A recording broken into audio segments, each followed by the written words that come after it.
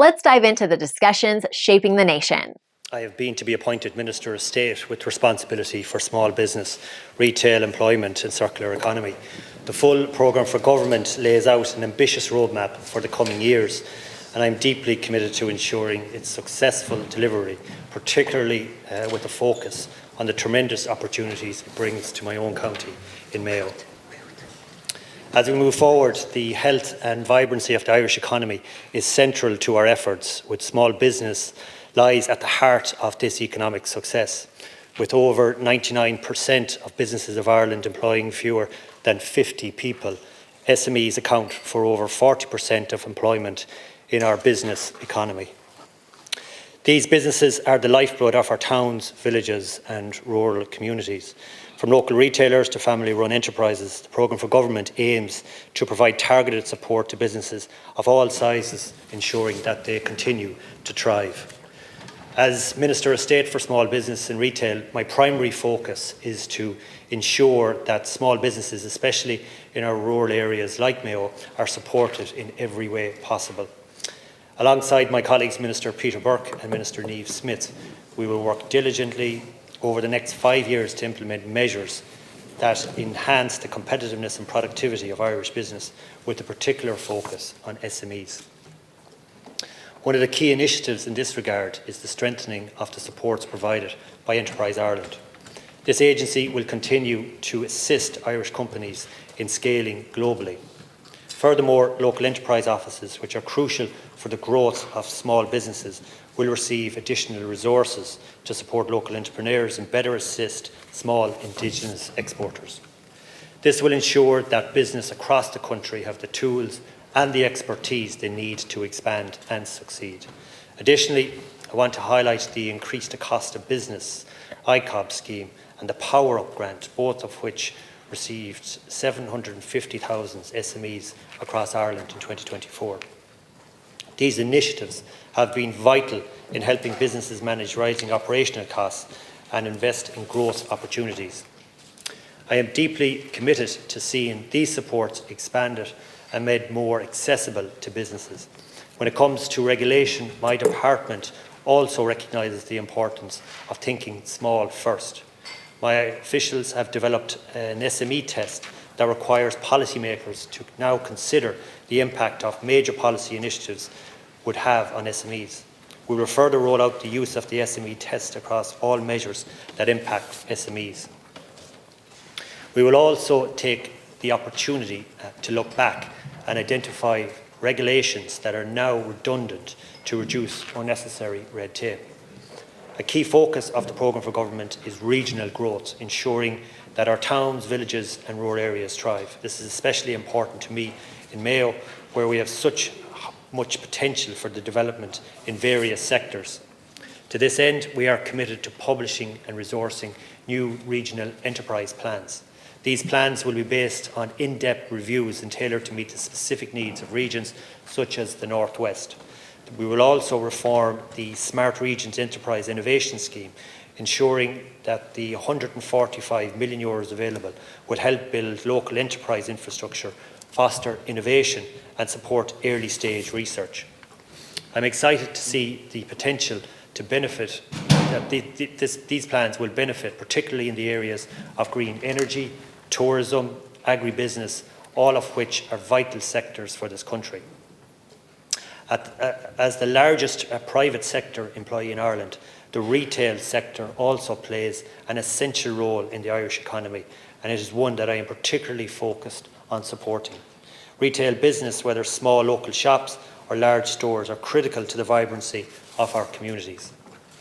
The programme for government places a strong emphasis on digitalisation and sustainability in the retail sector. I am committed to ensuring that retail businesses in Mayo and the resources to transition to the digital economy, improving both their competitiveness and reaching new customers. Through continued engagement with Retail Forum, we will work alongside retail stakeholders to address challenges and also create a sustainable, forward-thinking retail environment. The programme for government also sets out a commitment to a circular economy, promoting sustainable practices that extend the life of products, reduce waste and create new business opportunities. This vision will benefit businesses by providing a platform for innovation in areas such as repair, reuse and eco-design. Supporting the transition of a circular economy will not only help us meet EU targets for waste reduction and recycling, but will also create new opportunities for businesses that embrace sustainable practices. In conclusion, Ceann, the programme for government offers an exciting vision for Ireland's future, one that places a strong emphasis on the growth and success of small businesses and community. For rural counties such as Mayo, this means more support for local businesses, better access to resources for innovation and development, and a clear path towards sustainability, regional balanced growth. I'm truly committed to working alongside my colleagues and all of you here in this House to deliver on these ambitions, where small businesses flourish and communities grow and prosper. Thank you. Deputy Michael Kell. Thank you, Minister Hendon. I would like to take this opportunity to thank the people of Kerry for electing me to the 34th Dáil, and I will endeavour to repay their trust in me and work hard and do my best to deliver over the next number of years. Ceann, there's sheer chaos in the Accident and Emergency Department in University Hospital Kerry. Staff there are run off their feet. Our senior citizens are left waiting on chairs for 24, 36, 48 hours and longer. I'm aware of cases whereby senior citizens have actually fallen off chairs while waiting.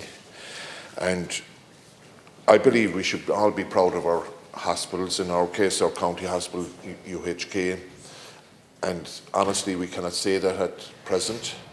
I obviously wish the new Minister for Health the very best and every success, and I know that she will do everything possible to change everything, and in our health service it won't be easy.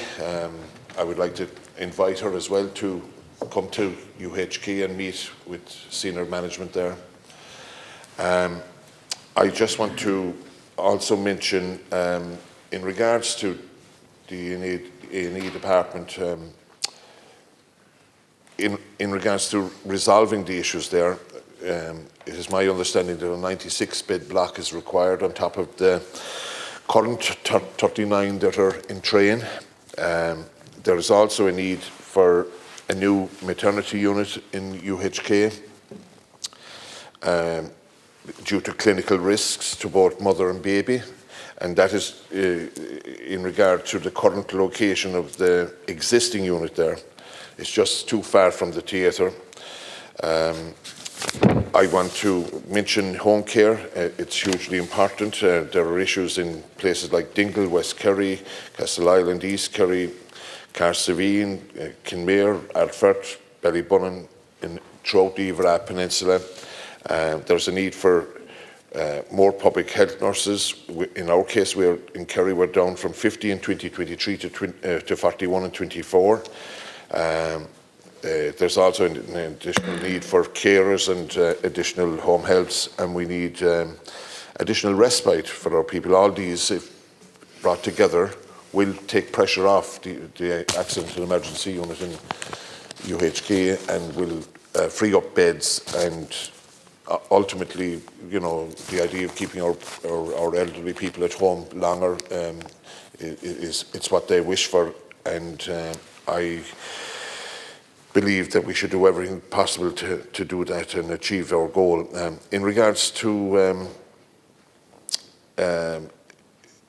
other health issues and related issues in Kerry, I wish to call for the minor injuries unit for Killarney and the primary care centre for Killarney as well. There's an urgent need for a primary care centre in Carsaveen to serve the Oireachtas Peninsula. It's a long journey for locals and visitors alike to University Hospital Kerry, and that should be taken into consideration. The Ring of Kerry Road, I want to mention that. It's something close to my heart. It's a national secondary road. It's supposed to be Ireland's premier tourist route. It's 70% substandard. I'd like to ask people from TII and the Department of Transport, the Road Safety Authority, and indeed the Minister to come and travel the Ring of Kerry by coach, and they'll see what kind of a roller coaster it is for themselves. The humps and the hollows and the lags and the dangers it brings to all road users. It's as, you know, I've said on many occasions in the past, it's as important. The Ring is as important to Kerry as the M50 is to Dublin. Killarney town is choked with traffic, and in that context I'm calling for the bypass, the Killarney to Farnford bypass, to be expedited, and for a feasibility study to be carried out to see can we alleviate the traffic jams in the short term there. The N86 road from Tralee to Camp to Dingle also needs urgent attention. The South Kerry Greenway is something that I've been campaigning for 14 or 15 years now. It starts in my own parish and goes on to Carsavine and down to Renard Point. It's going to be a game changer, and it's going to be a lifeline for the entire region, and I would like to see it expedited and extended to Clogan and onwards on this side, and to connect up with the Skelly Ring and the far side. I'd like to see the redevelopment of the Pretty Polly site as a training college for the hospitality sector in Killarney and Kerry progressed ASAP. I'd like to call on the Minister for Housing as well, and Local Government and Heritage, to expedite plans for the return of the town councils. We had 3 in our case, Killarney, Tralee and Listowel, and they did very work and they served their community as well. The multi-purpose redevelopment of Fitzgerald Stadium in Killarney needs to be supported, and it would be great to see big concerts such as U2 and big international games such as Real Madrid and Barcelona and all of these playing there. It would be great for the local economy and the county as a whole. Coastal erosion is something that's close to my heart, and flooding, I've witnessed it over the decades in my home parish of and townland of Raspe.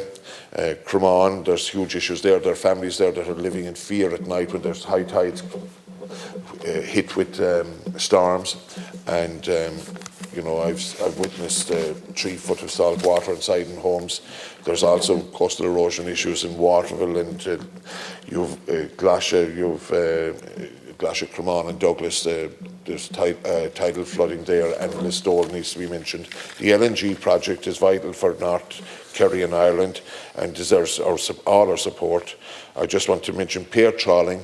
We need to tackle that. We need to ban it ASAP. It's destroying our fishing industry, and indeed the rod fishermen as well. It's having a huge impact. They're gathering up all the small sprat, and it's just has to be addressed.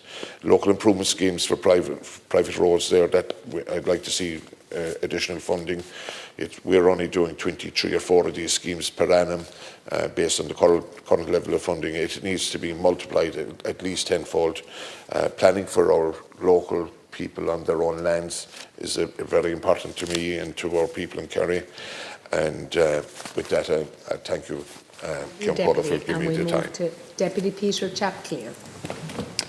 Thank you, Count Corla, and as this is my maiden speech here in Dáil Éireann, I just want to take the opportunity to thank the people of Carlow and Kilkenny for putting their faith and their trust in me to represent them, their communities, their families and their businesses over the next 5 years, and I will endeavour to do my very, very best to do so. In particular, I want to take this opportunity to thank my family, my wife Brenda, my 4 daughters, and the communities that rallied behind me, and indeed the Fianna Fáil family for helping me get to this position. And I will leave no stone unturned in my determination to put this country into as strong a place as possible. And it's with that centre that I look at the programme for government. And I suppose at the centre of the programme for government is the theme of making communities safe. Everyone has a right to be safe and to feel safe in their community and in their homes. And I absolutely welcome the funding to provide an additional 5,000 new Garda recruits and additional Garda staff over the next 5 years. And this will benefit towns and villages right across the country and in my own constituency, places like Piltown, places like Kilmacow, Slieve-Rue, Ferrybank, Glenmore, Tullogher, Rosbercon, Durroor, Innisteag, Mullavat. All of these villages will benefit from additional Garda presence. I think that's to be absolutely welcomed, and I look forward to seeing it implemented. I'm also looking forward to participating in the new rural safety strategy and supporting An Garda Síochána to expand different successful approaches to tackling rural crime. It is an issue, rural crime, and it's one that this government is going to meet head on, and I look forward to playing my part in that. I also really want to welcome the significant increased investments that's going into our road network. Local authorities around the country have been underfunded over the last number of years, particularly in terms of rural roads. And I'm delighted to see that this particular government is putting significant funding in that. And I particularly welcome the provision of multi-annual funding, clarity for roads budgets so agencies can plan accordingly. And in my own constituency, we have a couple of really big projects, priority projects, that are in the NDP, such as the N24 and the N25 in South Kilkenny, County Corla, to be aware of yourself, but also the Kilkenny Ring Road Northern Extension. This is absolutely vital, crucial and critical to the development of Kilkenny as a city, and I am adamant that this particular project needs to be complete as a matter of urgency, and I'll be doing everything I can to get that over the line. And in addition, my Deputy Cal mentioned earlier as well, the additional funding for local improvement schemes and community involvement schemes. These will make a massive difference to rural towns and villages that I represent right across Carlow and Kilkenny, and I look forward to seeing a significant increase in the number of these schemes that can be progressed in the months and years ahead. The third element of my speech today is in relation to supporting sporting and rural communities. This government over the last 5 years has put record number of investment money in capital into I suppose sports groups right across the country. And I suppose I'm thinking of towns and villages, the likes of Callan, the likes of Thomastown, the likes of Graignamanagh, Tinnahinch, Scock-Foshdeen, places where I'm from. You look at Castlecomer, Ballyragget, Lisdowney, Burris, Rahana, Ballamurphy, all of these towns and villages that can really benefit from this significant investment in our community hubs and our sporting facilities. And I look forward to working with all those communities in the coming years to help deliver for them. In particular, in the programme government, Ceann Comhairle, I welcome the support for local authorities in the acquisition of new lands for parks and playing pitches and to help build livable communities. I think this is absolutely a fantastic addition, and I look forward to working with both Carlow County Council and Kilkenny County Council to achieve same for both of those local authorities in the coming years. Something that was of huge inconvenience to so many people involved in sporting groups was the issue of Garda vetting, and I'm delighted to welcome the commitment of the government to improve the Garda vetting process for different people involved in sport, and I absolutely welcome that. And finally, Ceann Comhairle, just in terms of flood relief and the speed of flood reliefs, we have 6 schemes approved in Kilkenny, in Freshford, in Graignamanagh, in Thomastown, in Innisteag, in Piltown, and indeed in Ballyhale. And whilst these schemes are approved under the Capital Flood Programme up to 2030, the speed of delivery needs to be improved. So I'll be working really hard to try and get these schemes over the line as quickly as possible. In conclusion, Ceann Comhairle, the programme for government is committed to delivering for all people and all regions across our shared island, including my own constituency of Carlow Kilkenny, over the next 5 years. The goals that have been set are ambitious and they're matched by a tireless focus on delivery. We are committed to working together on the basis of this shared programme to provide a secure, caring and progressive society for all, and I look forward to playing my part in the coming years. Thank you very much, Ceann Comhairle. Deputy John Lahart. Thanks, Ceann Comhairle. How much time have I? 6 minutes, Deputy. 6 minutes, okay. Thanks, Ceann Comhairle, and I want to, rather than repeat it, echo the Apologies, Deputy, 5. Well, I was told it's 7, actually. Well, on the system, we leave it 6. We Oh, compromise in between. The Lord giveth. Okay. Rather than repeat what Deputy Clear said, I want to echo his comments, particularly about the ambition of this programme for government and its emphasis, in stark contrast that what went on in opposition today, to delivery and the aims and objectives and the programme that's ahead of us. Ceann Comhairle, we come to government and we come to the Dáil at a time of great turbulence internationally.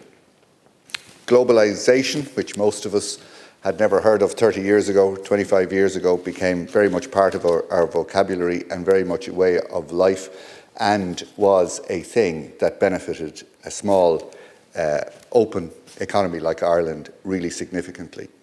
Globalisation made a village of the world economically and in terms of trade, and Ireland was in a position to be able to capitalise on that over the last 20 years.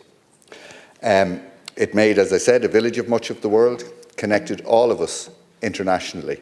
And it is now, as we can see, breaking down in a way that we wouldn't have witnessed before. Nationalism is emerging again, and terms which we hadn't heard of for almost 100 years, like protectionism, are beginning to take hold again in the third decade of this century. Consensus on vital issues of concern to all of us on the planet is beginning to break down. That global consensus on trade, on economics, but most significantly on climate, is very definitely breaking down. And it doesn't matter how much of the programme for government we successfully implement, and I hope, and I know it is the intention that we will do, the most important, significant, alarming and urgent challenge that faces all of us remains climate. And this government and this programme for government remains very committed and very strong on the whole issue of climate action. The global consensus on territorial conflicts is also exacerbating and has been replaced by tribal partisanship. Bullying seems to be replacing diplomacy. And this bullying seeks to pigeonhole nation states and to simplify complex international and intranational disputes into binary choices. Conquest, imperialism, the language of these is on the increase. Threats and blackmail on a global scale via the noisy foghorn of social media channels has replaced the often necessarily tedious process of building agreement and consensus. And the sands of geopolitics are shifting dramatically, and Ireland must not find itself isolated in that environment. So the people 2 months ago made a very wise choice. They were faced with the option of choosing stability, of choosing responsible government, of choosing maturity, and of choosing adult voices to lead them forward into that period and into the future period of turbulence. And that is what they voted for. They voted for centrist political options versus the alternative of chaos, incoherence and drama. So that's the international stage into which we've been set. Domestically, again, I want to echo the comments in terms of the major bullets of the programme for government, in terms of special education, in terms of housing, which is the biggest domestic challenge that faces us, in terms of disability, the commitments we made around that. DESH Plus would be a particular piece of the programme for government that I have great affinity with and would have championed. And in my own party in Fianna Fáil, we're particularly good at the education piece. Again, I could get down to the granular in terms of constituency, but there'll be alternatives for that. Choice, though, in education, I think, is a significant thing. And that's not just in terms of patronage, but in terms of, do I want my children to go to a co-ed school or a single-sex school in my constituency? That's a particularly pronounced thing. Security, policing, justice, transport police. Again, what Deputy Chapter said about the lands and parks piece in the government for developing areas is really significant also. But the most significant thing, and I think this is why people voted for this government, is to maintain the prosperity that we have built, which can be fragile and which we've steered very responsibly over the last 5 to 6 years, and have a record historically for having built up this country economically. Without that economic prosperity, it simply will be impossible to deliver all of the objectives of the programme for government. If there's one agency, and I'll finish on this, that I want to signal a warning to, it's the National Transport Authority. I think that they have been politically rudderless for the last 4 or 5 years. I hope and I believe that this government will start to impose some kind of shape on them in terms of communications with the public. They are, in my long experience now as a public representative, one of the poorest in terms of communications with the public, definitely the poorest in terms of public consultation with the public, and there couldn't be a worse organisation for actually taking on board the suggestions of the public or the suggestions of public representatives. And I'm just saying to them today, that has to change. It simply cannot go on. It cannot go on, and it will not go on. So thanks, Ceann Comhairle, for a little bit of Well, your forbearance colleagues aren't there. here, that's why I'm giving you the So latitude. okay, except have for I Deputy- even more latitude? You can or- take another minute if you wish, Deputy Timmins, you can hang on there. Oh, for no, a minute. I'll let All right. Deputy Timmins All right, in. Deputy Kind of Timmins. was coming into land at that point anyway, so thanks again. Very good. I'm sure Deputy Lahart, I'll probably echo some of your sentiments. I mean, what you mentioned at the end there was what I was going to start at, was that this programme for government is very laudable, and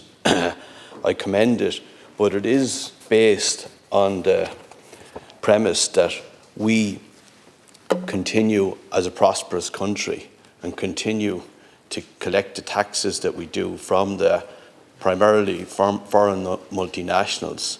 For example, out of the approximately 2.6 million people working in this country, about 350,000 work for multinationals.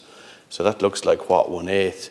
But in fact, over 50% of all the taxes collected in this country come from those multinationals. Corporation tax about 87%, VAT and PAY, PRSI exceeding 50% of all the tax takes. So it's absolutely critical that we protect those jobs and protect those industries. Otherwise, this programme for government will fall apart. I would also say we should separately develop a long-term plan for Ireland, looking at infrastructure development over several decades and not just for 5 years, in particularly in areas of health and education. Other points I'd like to make in relation to the whole programme for government is cost control. We need to implement new approaches to controlling costs in all aspects of public services expenditure, both capital and revenue. Support for small businesses needs to be a critical element of this, and we should implement, as far as possible, proposal contained in the Supporting SMEs position paper published by the Institute of Chartered Accountants in May 2024 and the January 2024 paper entitled Reducing Red Tape. In particular, the areas of access to lending by SMEs needs to be addressed. I know from first-hand experience this is a real challenge.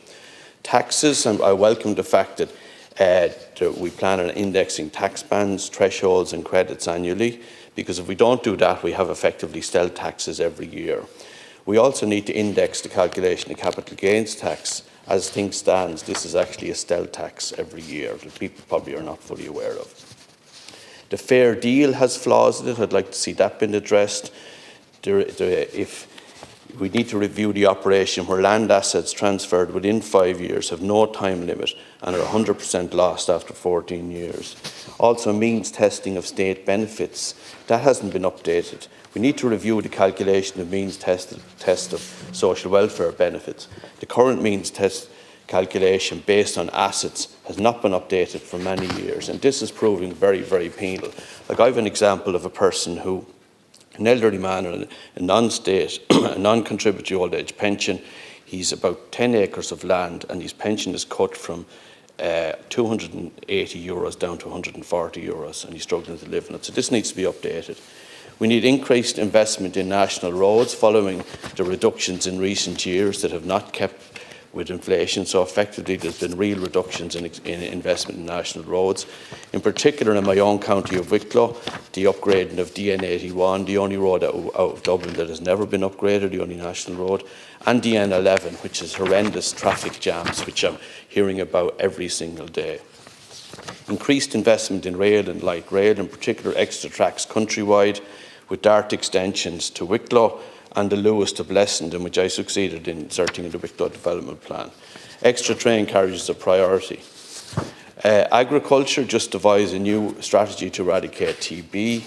Housing supply, the National Planning Framework needs to be finalised. It's preventing much needed house building. It's based on outdated population targets. Recently in Blessington, only 20 miles from where we're standing here, a planning application for 335 houses was refused because the National Planning Framework wasn't up to date. We need to allow headroom in our zoning. That headroom has been got rid of by the planning regulator, because not all land that's zoned will actually practically be ever developed. So there's a restriction on that, which I'm sure you're aware of yourself, Count Corla. Rural planning, the National Planning Framework needs to be updated because it has been used to prevent rural planning. especially where the phrase about areas under urban pressure has been used.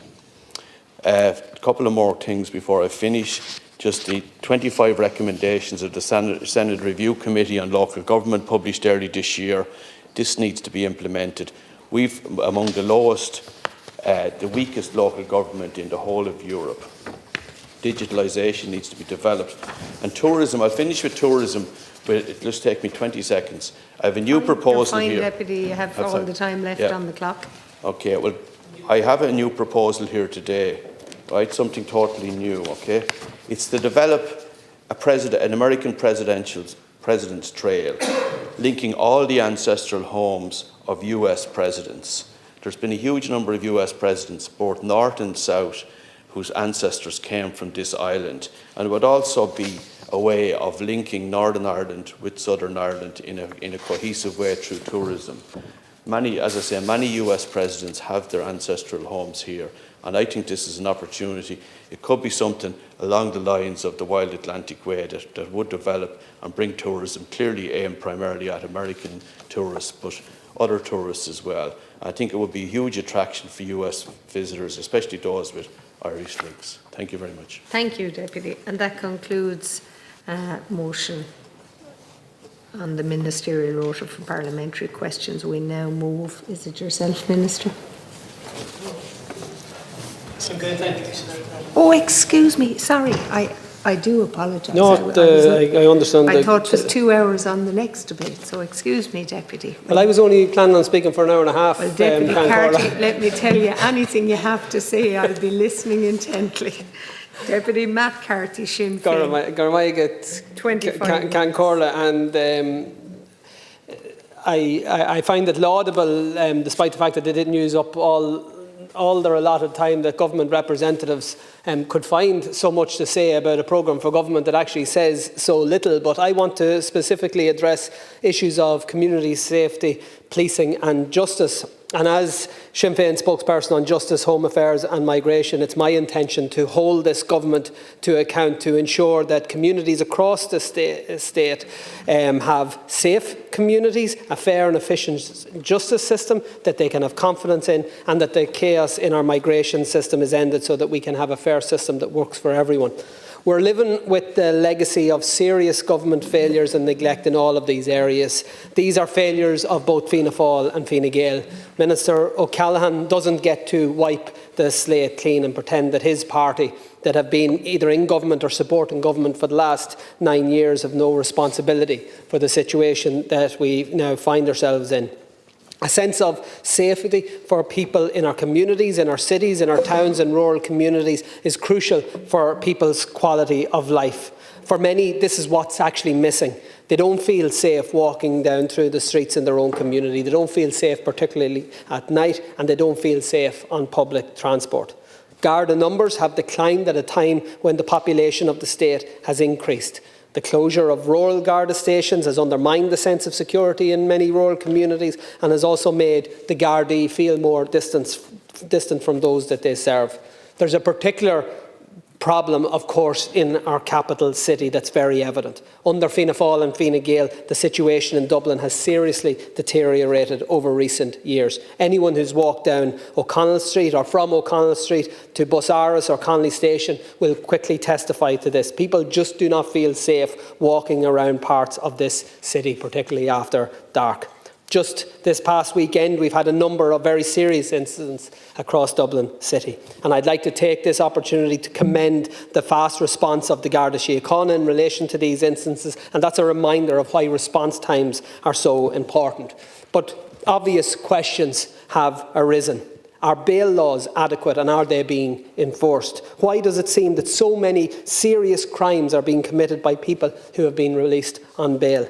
The Immigration Act gives powers to the Minister to deport those from other states who are involved in serious crime. Are these powers being utilised? And if not, why not? Considering that such moves will be in the common good and would be welcomed, including by the vast majority of those that have made Ireland their home and who contribute positively to our country and communities.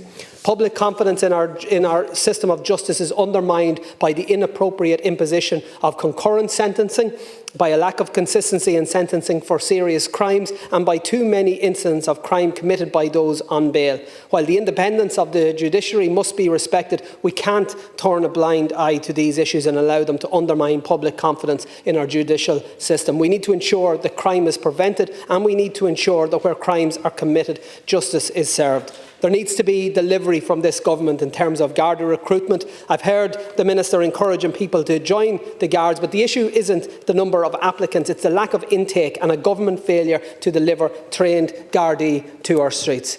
Our justice system must be supportive of the victims of crime.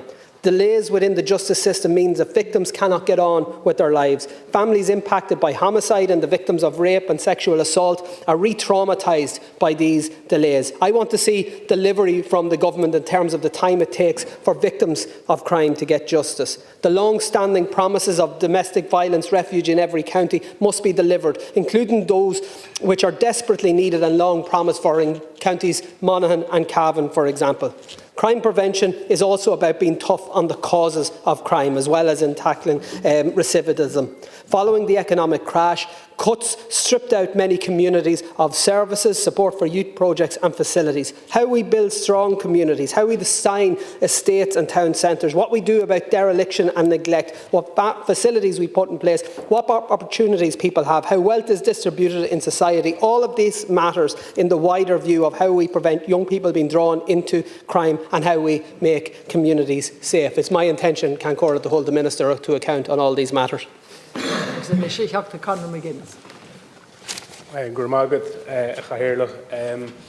This programme for government offers absolutely nothing new or different from what we've come to expect from Fine Gael and Fianna Fáil in coalition. It is almost a carbon copy of the programme for government that was presented to us 5 years ago, a copy and paste job majoring in previously unmet targets and unfulfilled commitments. The lack of vision, ambition or urgency is a charter for failure. It seems the only thing that the coalition parties have learned from their last term of government is to avoid that failure or to mitigate it by setting the bar as low as possible. These commitments, the few commitments that are made in the document, are so vague as to be meaningless. The word review gets a fair outing and is much used throughout the document. The promise of 24/7 cardiac care at University Hospital Waterford has gone unfulfilled over the last two governments, despite the glaring need for such a service and the huge campaign that has galvanised opinion across the South East. As things stand, emergency cardiac care is not available 24 hours, 7 days a week, a level of service that has been available in other regions as a given for many, many years. And the attitude from government is clear: if you're going to have a heart attack in Waterford or the wider South East, you'd better schedule it within the hours of 8 a.m. to 8 p.m, and it's simply not good enough. The Taoiseach himself stood outside UHW 8 years ago during an election campaign and promised that his party in government would deliver 24/7 cardiac care in UHW. That promise, as yet unfilled, seems to have been quietly dropped, as the new programme for government contains no mention of cardiac care at UHW, let alone a commitment. This despite the fact that two Waterford TDs were centrally involved. They took great opportunity in telling everybody in negotiating this programme for government, a failure in anyone's terms. Weak promises built upon policy that is already there is not good enough. The people of Waterford have waited too long for round-the-clock 24/7 cardiac care, and it's not surprising that even though the county had two TDs involved in negotiating that programme, it still hasn't materialised. The programme for government also fails when it comes to transport. The N25 was allowed to quietly slip off the funding agenda on the last government's watch. The N25 runs from Rosslare to Cork, and it forms the transport spine of County Waterford, running from east to west. It seems to have totally fallen off the radar when it came to negotiating this programme for government. And were the two Waterford negotiators simply not paying attention, or do they believe that this national primary road isn't in need of safety upgrades? The Irish Times named the N25 as the most dangerous national primary route in the state. And in fact, two of the 5 most dangerous national roads in the state pass through Waterford, the N25 and the N24, which were mentioned already in these statements. There are frequent crashes on numerous stretches of the road, in particular in the Mid-County and in West Waterford, and the statistics, they speak for themselves. But it seems, as a government deputy has said earlier, the NTA has been utterly rudderless politically, and it seems that that is going to remain the case if we were to take our lead from the programme for government. So, cairlach an rud eile cai mé caint mé eile ná tíhíocht an achfanna in Gaeltacht na Néise. Tá géir gála tíhíocht an achfanna bhathair le clanna óga ó Gaeltacht na Néise. Há géirí marachtant in I geantar féin agus Gaelinge lauert agus páisi hógant trí bheán na Gaelinge agus tan ceart sin acu ach níl na tithe ann chun gur féidir le marachtant agus a clanna ógant. Níl faic sa chlór seo mar jouler tíhíocht an achfanna in Gaeltach, I geantar Gaeltachta be, agus tá géir gá leis is tep hep atá is sigan sa, agus churn sé dí má olmhór orm nach bhfuil se seo léirithe sa chlór rialtas, agus nach bhfuil éon dulchan cain le tarlú faoi an rialtas seo. So thom se I gimpi ar an rialtas agus ar an aire Gaeltachta nua dulling lec leis an ggéirchéim seo, agus cé nach bhfuil sé sa chlór rialtas. Déan cinnte go bhfuil sé mar spruc dó.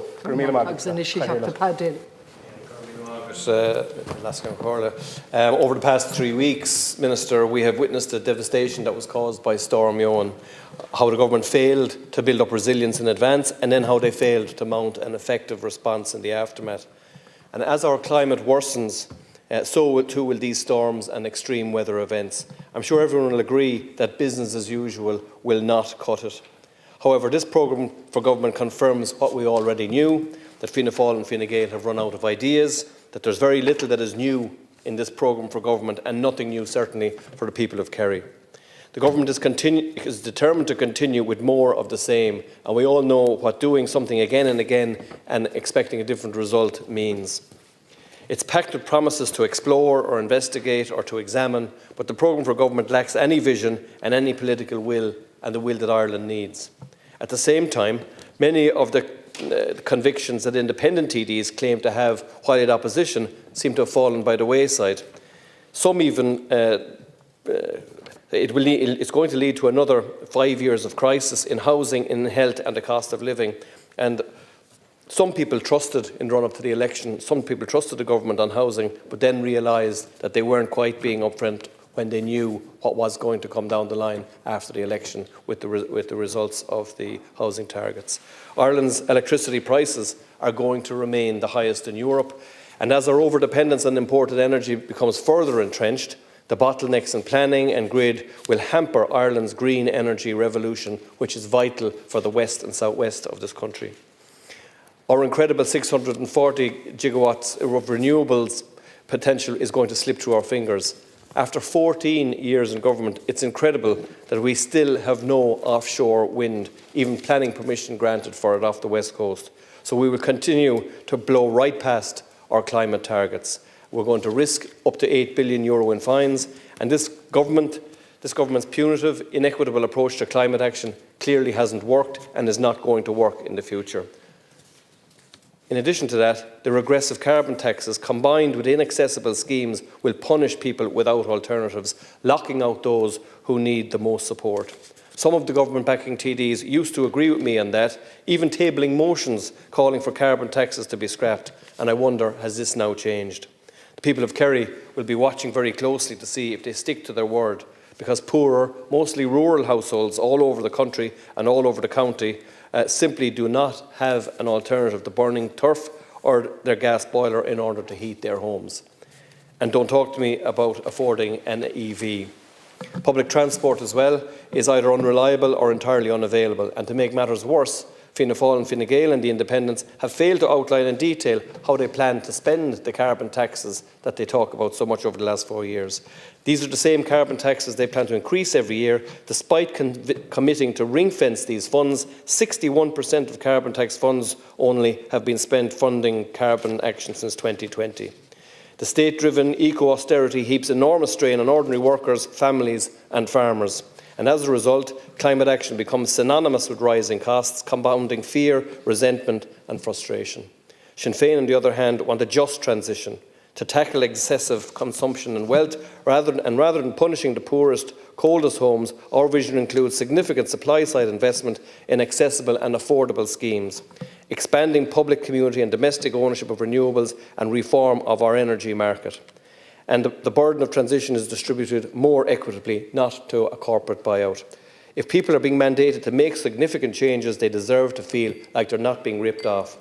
We need to know that the lights will not go out, and when it comes to the government's plan for transport, it's packed with commitments that are already there as part of the NPP. The programme for government is pretty thin gruel when you sit down and look at it. There's commitments to examine, to consider, to evaluate, to assess, where the people of Ireland would have hoped for a significant radical shift in some areas of policy to resolve the challenges we face, particularly in housing and health. They were met with a programme for government that resembled nothing so much as a question mark rather than definite statements. One particular area that I think there is now maybe something of a question over, but I hope that the government can offer some reassurance, is in relation to ending the means test for carers allowance. This was a significant election issue. It was a proposal brought forward by Sinn Féin as well as other political parties before being adopted by the government in the latter few weeks of the election campaign. Simon Harris in particular putting great emphasis on it. I think it's important to remember that carers do the crucial work that they do not out of any expectation.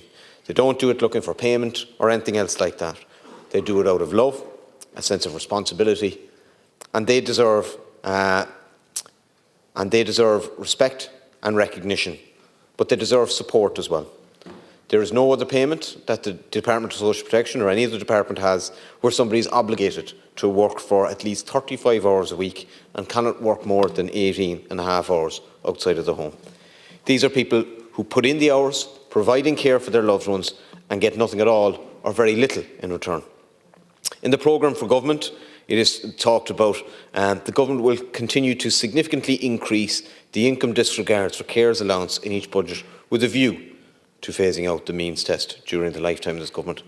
In my view, that is a watering down in terms of language. I think it is crucial that the government makes very clear what the roadmap is for the ending of the means test for carers allowance, because it is not only the right thing to do, it is the wise thing to do to ensure the sustainability of our system of family care. Another area that the programme for government is not even so much quiet on but silent on is the regeneration of flat and apartment complexes outside of Dublin city centre. In Cork City, I'm sure in other areas as well, there are huge issues in terms of the regeneration of flat and apartment complexes. In Toker, at Toker Road, Clashdove Road, Sycamore Place, Hazel Road, Cherry Tree Road and Maple Place, at Desmond Square, in Peter Street and Francis Street, and a number of other locations across the city. These are apartment complexes that are gone well beyond their lifespan. The conditions in them are not good enough. There's subsidence in some instances. There is a great deal of cold and damp. There have been issues with rodent infestation in some blocks. There's issues with loose masonry. Iron bars surrounding the balconies have rusted, jagged, dangerous to children because of the condition they are in. There's a dire need for the regeneration of these complexes. And actually, unlike the Housing Commission report, the programme for government is completely silent on the issue of apartment complexes outside of Dublin. There is nothing at all in relation to that. I hope that the government will rectify that, because these are apartment complexes that need complete overhaul, and the Housing Commission recognised that. We need to see urgent action on that. The final thing I would say is just in relation to housing generally. If the rate of house price increases and rent increases and homelessness increase continue during the course of the lifetime of this government, the same as the last government, I dread to think what kind of housing crisis we will have. It continues to escalate, and in my view, if the government keeps on taking the same policies, adding fuel to the fire with house prices and throwing renters into the fire, then the situation will only get worse. Deputy Honan Rahal. I note in their programme the government has committed to deliver more targeted, effective services for children with special educational needs and to improve their supports. Is a voller to Thofir. Sensational Kids is a national charity and non-profit organisation that seeks to make therapy services accessible and affordable for children with additional needs. Founded in 2007 by a mother frustrated with this country's under-resourced therapy services for children with additional needs, they seek to offer affordable, accessible and high-quality therapy services. Bridging the gap that successive governments failed to do. They were due to open a state-of-the-art facility in Kildare that has since been halted due to the withdrawal of funding by the Department of Justice with just 1 day's notice because of closure of the Immigrant Investor Programme. Since October of last year, it has sat idle. But yet, Kildare currently has a waiting list of more than 2,000 children waiting to avail of therapies at this new facility, 90% of whom are on HSE waiting lists as well.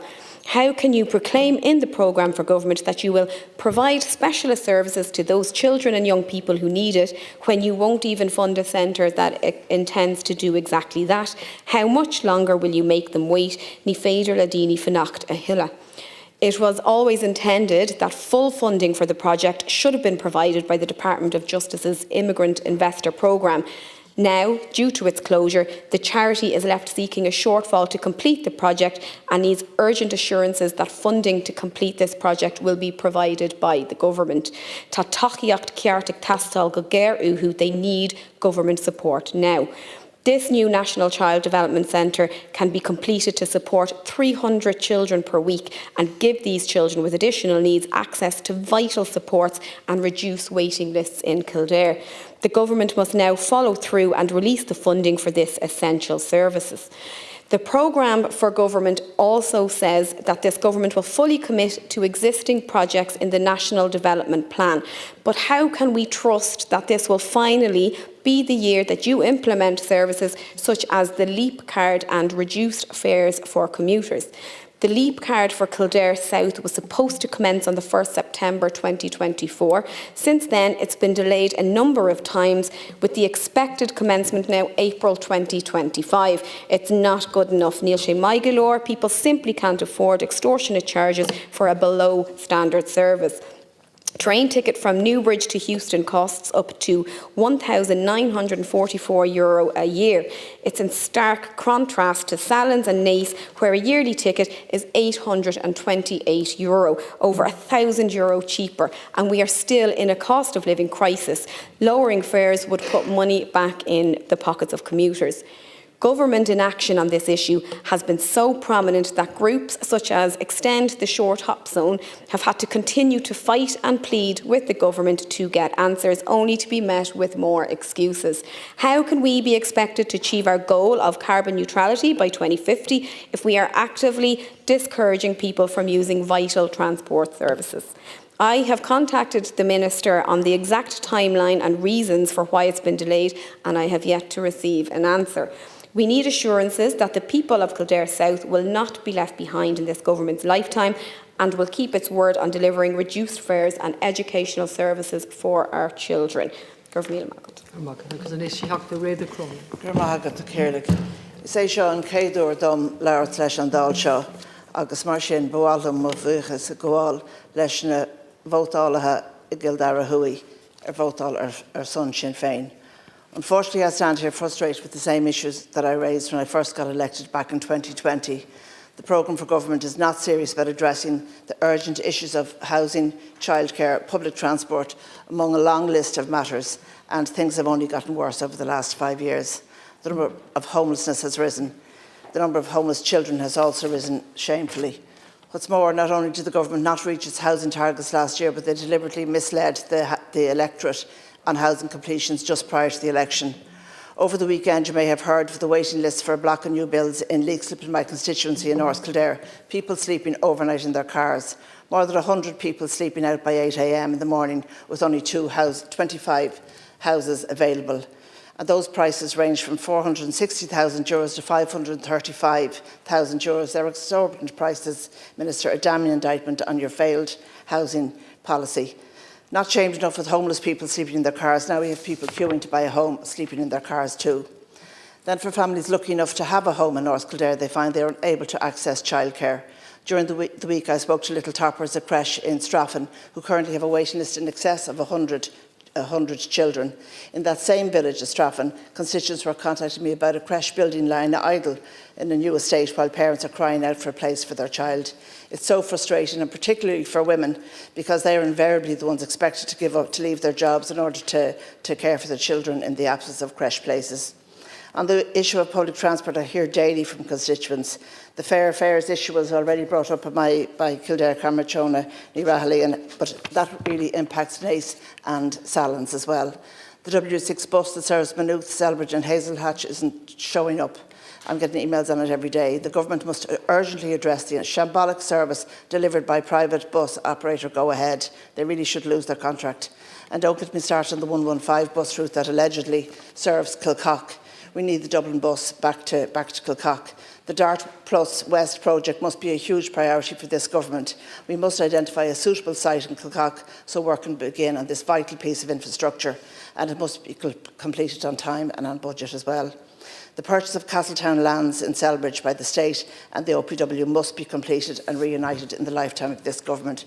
The programme for government states that it will acquire key national heritage assets, prioritising state acquisition at both national and local level. This must be applied to Castletown House in Selbridge, and it's close to your own constituency as well, Minister, if the OPW want to redeem themselves in the eyes of the people of North Kildare. On defence, anyone who watched Up Front last night was reminded how successive governments have treated members of our defence forces. Over the last few weeks, we have seen Micheál Martin strutting around Europe, rubbing elbows with NATO members, softening us up to play fast and loose with the triple lock and our neutrality. So I will remind this government that our neutrality is above politics. The Irish people will not cede it for a political pat on the head. Despite the pressure by swathes of media and academia, our neutrality is something that the Irish people are proud of. We are proud of our stance on being peacemakers and not assistant war makers. Tásúla go mar sin, go mai an rialtas, do rira faoi na ceistan móra atá aus ar gór. Bart de réir atá ag tastal ní galúnta braga. Greibh míle maith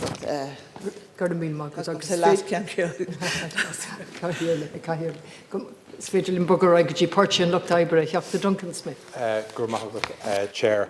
I'm actually glad it's Minister Higgins in the chair or in the seat for this debate, because I know it's a bit of a luck of the draw, but the matter I'm raising is in relation to her department, is public expenditure and reform. It's in relation to pensions, and I'd like you to take account of what myself and my colleagues, Deputy Wall and Deputy Kenny, will be contributing over the next 15 minutes.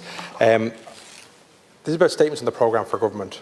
And what we're going to be speaking to is what's not in the programme for government, but what was promised to be in the programme for government. And that's in relation to reform of the public sector single pension scheme, particularly for fast accrual pensioners.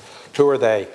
They are workers in our firefighters, our guards, our defence forces, our prison officers, our uniformed services, who have to retire at 55 years of age and are being told by this government and the last that when they retire at 55, they'll have to wait 11 years for their state pension to kick in, and in that time, sure, they can get another job. These workers are receiving a fast accrual pension. This is not a free pension. This is a pension that they have to pay extra in for the years they work. It's a fast accrual. They get nothing for free. They pay into it. They have to retire early because of the very understandable difficulties with the job in terms of health, in terms of their fitness. These are difficult jobs. It's very difficult to do them beyond the age of 55 and the ensuing health impacts. And these workers have been left behind.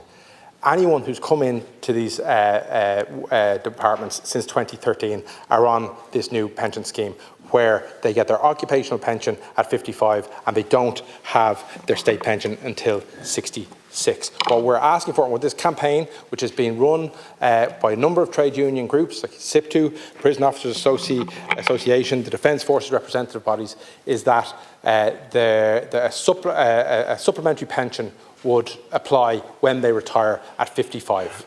This is an unwinding, one of the last unwindings of the FEMPI measures, which needs to be brought in. It is morally right, it is ethically right. We have a recruitment crisis in these services, we have a retention crisis in these services, and the reason for that is the pension entitlements are so poor for these workers that they're getting jobs. A lot of jobs that these workers have wanted since they were kids.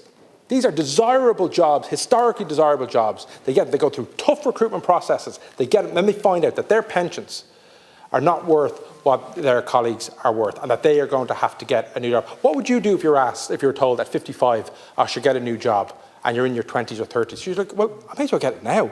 Why am I going to wait till I'm 55? What What condition will I be in to get a new job? I'll get it now. That's why people are leaving.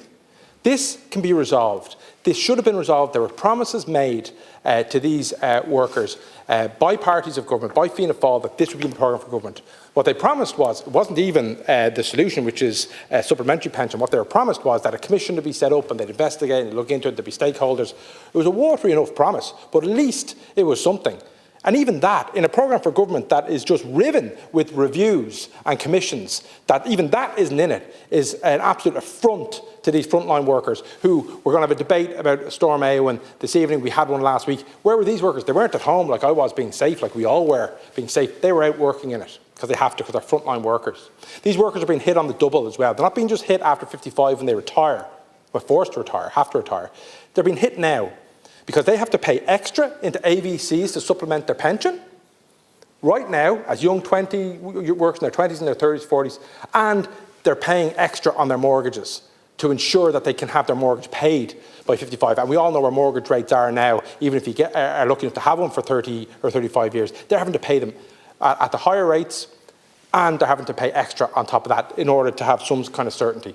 So, like, this might be a dense issue for people outside it to understand, but it's a very, very real issue. And anyone in these chambers who said this did not come up on the doors wasn't listening to their firefighters, to their prison officers, to their defence forces, to their guards, because that's what's happening. I ask you, Minister, because there's going to be an avalanche of PQs and debates coming your way. This was not a pre-election campaign to get a bit of energy before the election for the unions and the workers. This is a real injustice, but it's an injustice that is solvable. We have the money to do it, we need the political will to do it. And for this government to continue their previous policy of saying, oh, well, you can get a new job when you're 55 is absolutely unacceptable, and something that we in opposition will not stand for. Our government need to move, and move quickly on this.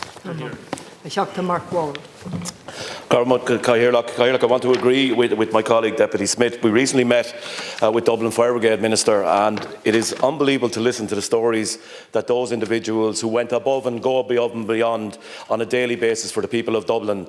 You know, when we hear a young firefighter called Aisling who says that she can't basically afford or is trying to afford her mortgage or build in her mortgage because she knows at 55 she may have to retire due to the nature of the job, and even after 40 years service of paying into the pension, they will be left with €250 a week. That is simply unbelievable and not acceptable. The occupational supplementary pension that they've called for, along with the Defence Forces, the Gardaí, the Dublin Fire Brigade, as I said, in prison service, was promised by Fianna Fáil. It should have been in the programme of government, and that's what this debate is about today. Because when we need those people, we turn to them. As my colleague has said, when Storm Éowyn happened last week, it was those people that were on the front line while we shut the door. It was those people that were out there, and they, time after time, have come to our rescue, and we have not rewarded them. And it's not about reward, it's about fairness. It's all about fairness for these people. They choose this career. They want this career. They go out, and as my colleague has said, they go out and they go through a stringent process in order to get this career, and yet they're faced with what this government has now by not putting this into the programme of government. So €500 a month, you know, that is what we're talking about today. That is what the pension is talking about. 40 years service to come up with €250 at 55. It's unacceptable, and I ask you, Minister, as my colleague says, to look at this again and bring it back to the Minister and yourself to ensure that this occupational pension comes in for all those people that we depend on so often. Minister, the other issue I want to raise today is, in my opinion, the unacceptable news that we got last week about the sale of Bordnamona Recycling. This flies in the face of so many issues that I have dealt with over the last number of years, but it also flies in the face of recommendations of the Dublin Task Force and indeed the previous Oireachtas Committee on the Environment.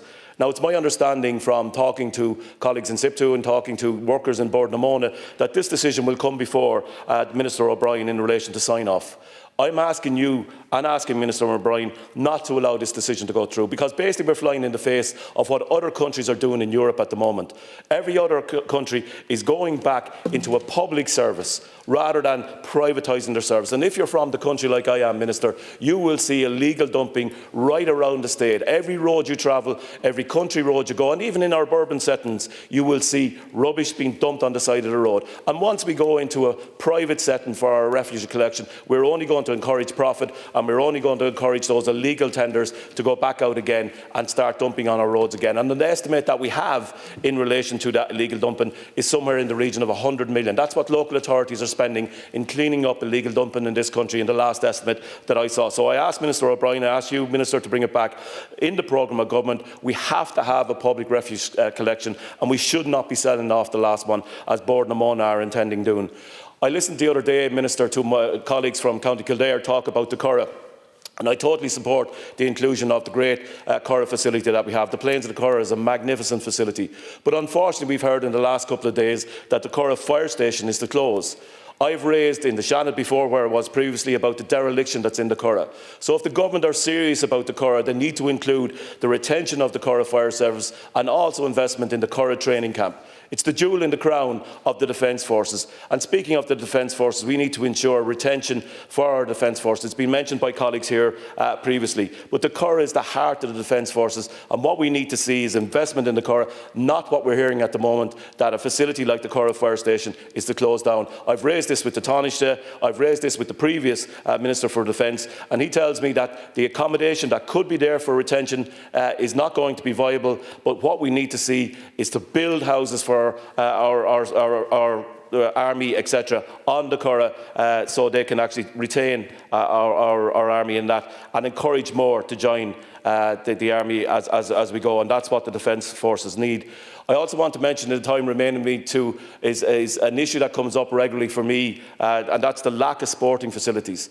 And the reason I'm raising this today is that I've been contacted by a number of sports clubs, particularly lady sports clubs, who are sharing facilities with other sports clubs, and they're totally dependent on those sports clubs for when they can take to the field, Minister. That is simply not good enough at a time when we are encouraging more and more women to take up sport. We need separate facilities, but what we've needed and what we've proposed before is municipal areas where the government take on and buy land and change that into facilities for all sports clubs, so the people can actually then, the sports clubs can enjoy their own time on the sports, because we have some wonderful clubs, but they can't share all times with the other clubs, and we are disallowing so many young people from entering and playing sports, which obviously we all need to do. So I would encourage the government to ensure that we invest in sport. Thank you. I want to share the sentiments of my colleagues, Deputy Smith and Deputy Wall as well. But today I rise to raise the very serious concerns that many people across the country have in relation to senior cycle reform in secondary schools. In the programme for government, Fianna Fáil, Fine Gael and the Regional Independent Group wrote that they intend to continue the same programme of senior cycle reform, the same programme that upwards of 40,000 teachers in the country have rejected. The most important part of reform of any curriculum in the country is to benefit students. And I know that firsthand as a secondary school teacher. The Association of Secondary Teachers Ireland carried out a survey, Minister, on additional assessment components. That result from this survey is absolutely stark. The object of the survey was to obtain teachers' views on the AAC. Equity of access. If Minister McEntee was here, if she was being honest, there would no way that she could possibly tell me that every school across the country has the same access to resources to move to this model of examination for this September coming. I firmly believe that students in our most disadvantaged areas, in our most disadvantaged schools, will be the ones that will be left behind. It will come as no surprise to anybody that students in private schools will have these resources first-hand when they get the opportunity to move to this rushed reform. Let me say this on the record as well. We in the Labour Party accept that we need reform, but we accept reform that benefits students, but also benefits the teachers that are going to be teaching these. What does that tell me about this reform and this rushed reform? It tells me quite clearly that the Department of Education will leave students, most disadvantaged students, left more disadvantaged. That is outrageous to think that. It will leave our education system, I think, the integrity of it anyway, across the world, in a very difficult position. Our education system is renowned for its diverse, it's fair, it's inclusive, it's academically driven, and there is genuine fear now amongst colleagues of mine, former teachers of mine, that the integrity of the Leaving Certificate exam is going to be damaged significantly. With the measure of the component being a minimum of 40%, how could we possibly guarantee that 40% of the Leaving Certificate exam is not AI-generated, ChatGPT, or even in some instances paid for by a student or families? And that's not saying students or families are definitely going to do that, but it is a possibility, and authentication is not possible right now. It is completely open to manipulation. If the Minister can answer me this, if she was here, does she firmly believe that the Leaving Certificate from 2027 onwards will have the same integrity and respect as the one currently being sat? I think that is generally a rhetorical question. I think we know the answer to that. As a secondary school teacher myself, I have serious concerns for teachers. In all of the guidelines and advice set out, it is next to impossible for any teacher to authenticate the work being handed over. It's open to manipulation and puts our teachers in a very difficult position where they may be in a situation where accusations are made, where teachers are trying to authenticate the work, possibly for students that they've been teaching for 6 years. Here we are protecting neither the student nor the teacher. I could talk for hours about this, Minister. However, for the time being, the final point I want to make is in relation to teaching or training for teachers. 98% of the respondents to this survey from the ACI have received no training. No training, 98%. Having spoken to a number of my colleagues and former teachers of mine, having sat around 2 staff rooms, there are a number of teachers who are considering early retirement, and there's a number of teachers even of my own age and new teachers that are coming out of our system considering moving abroad to uphold their own subject and, you know, the system of teaching a system of integrity and where they don't have to put their students in difficult circumstances where it is nearly impossible to provide 40% of their exam in such a manner. Job dissatisfaction has risen from 22% to 33% in 3 years based off the response to this survey. Your idea of reducing class sizes from 19 to 1 is out the window if this is going to be the case and this is the way you're going to treat teachers.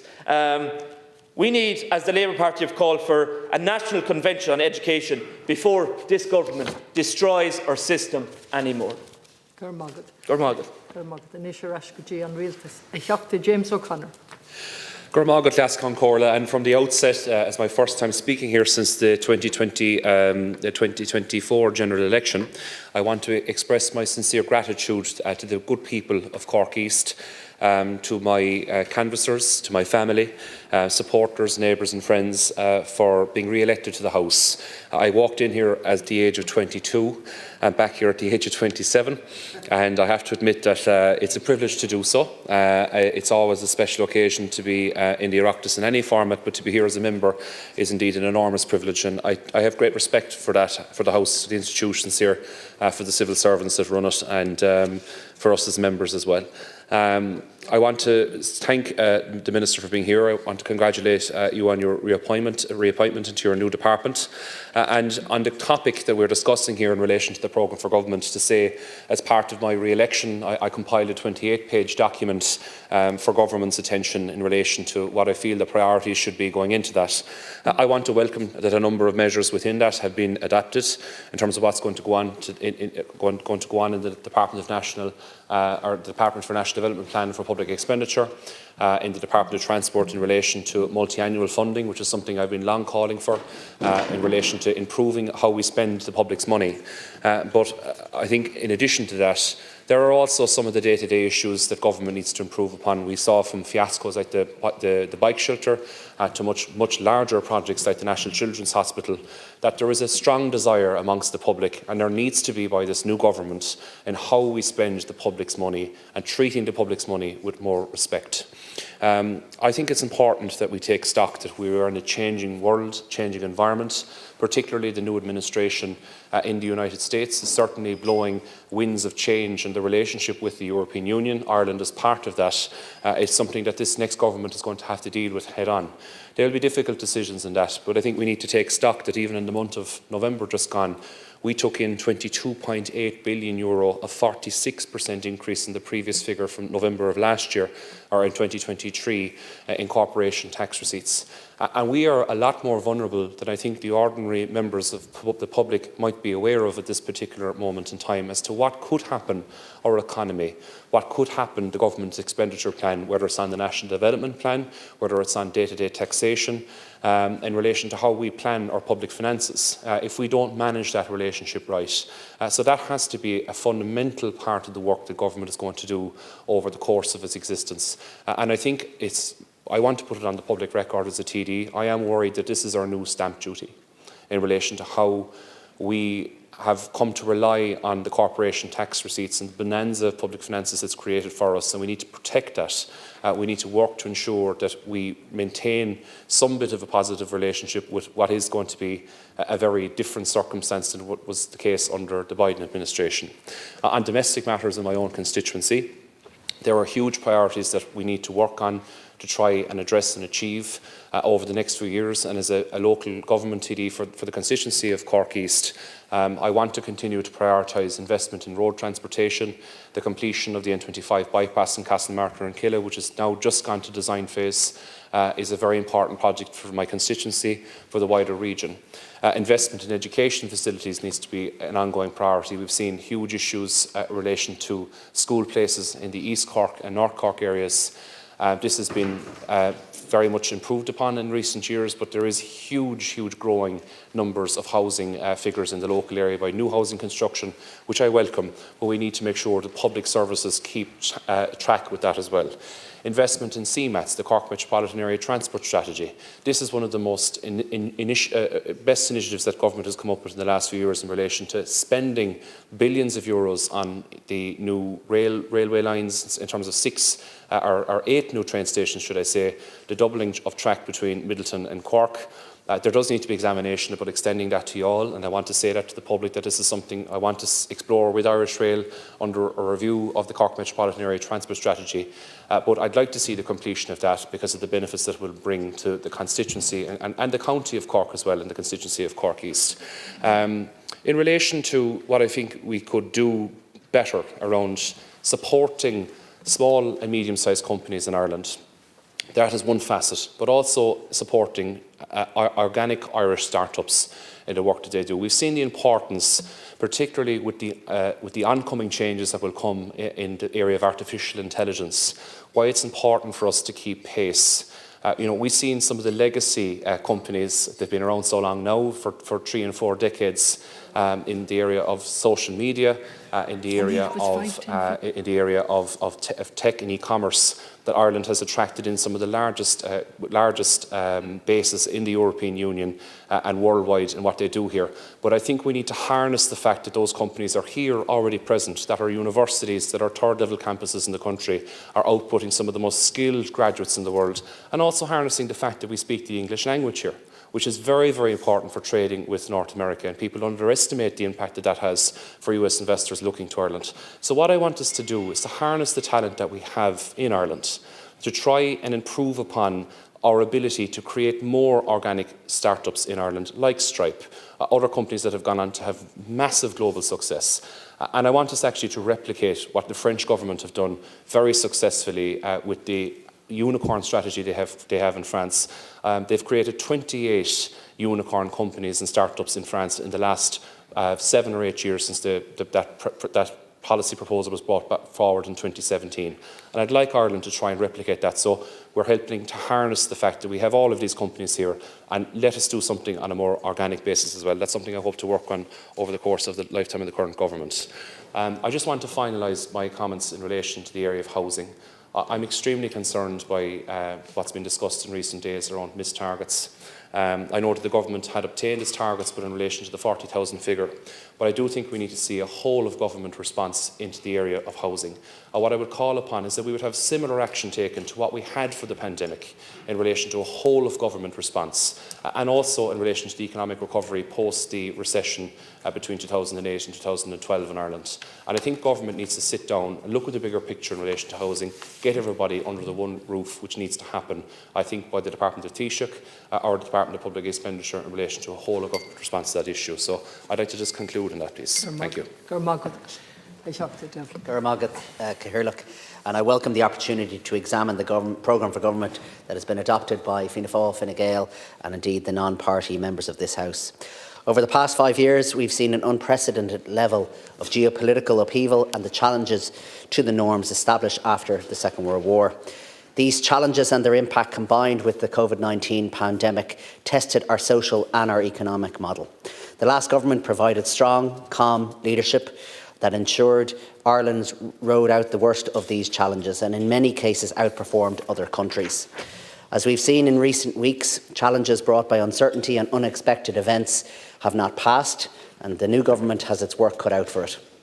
The programme for government that has been adopted will provide an ambitious framework for the next 5 years, but it also allows for the flexibility needed in uncertain times.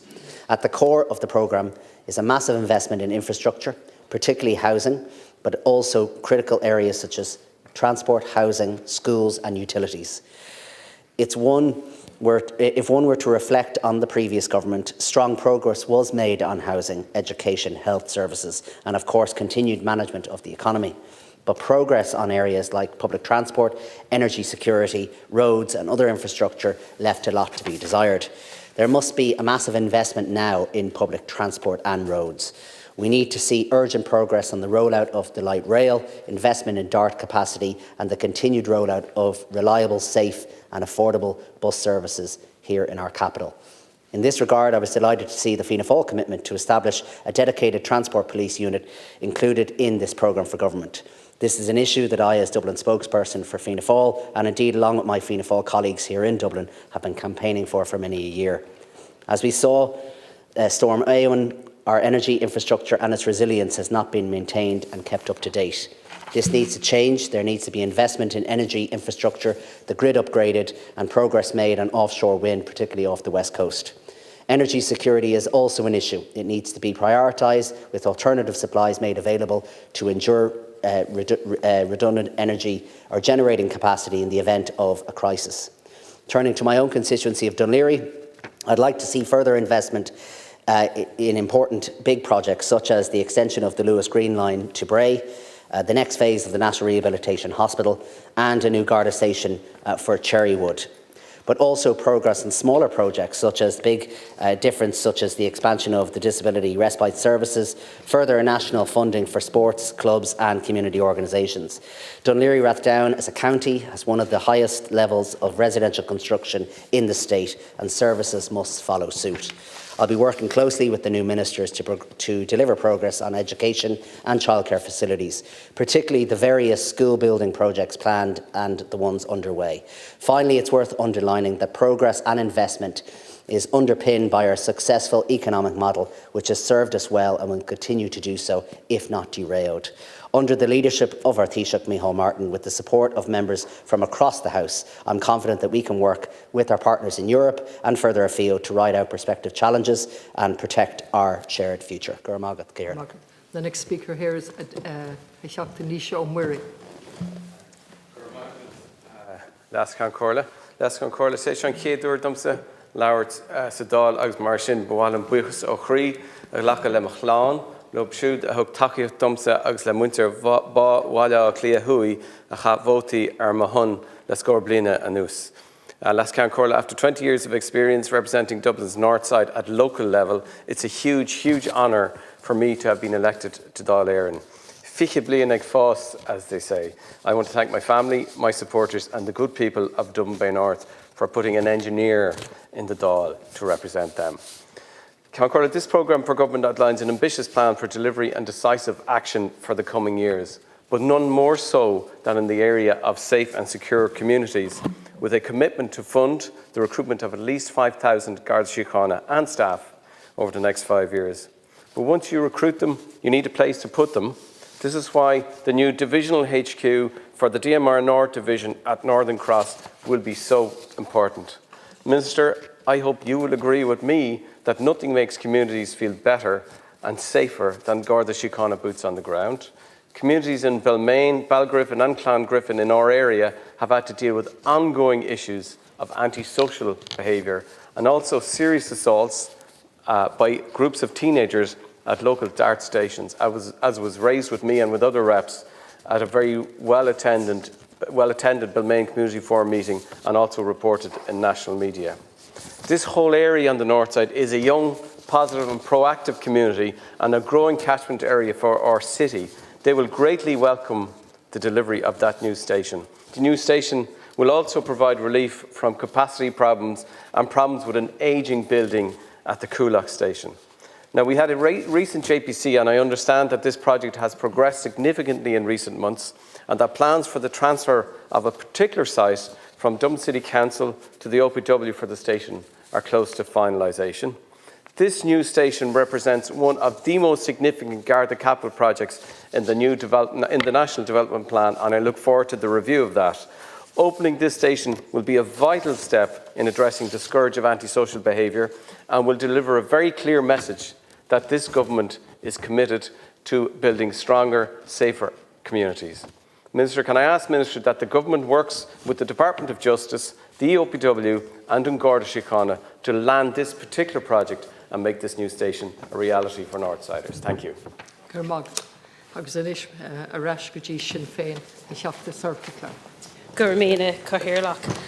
I want to speak today specifically to the part of the programme for government that references zero tolerance of domestic, sexual and gender-based violence.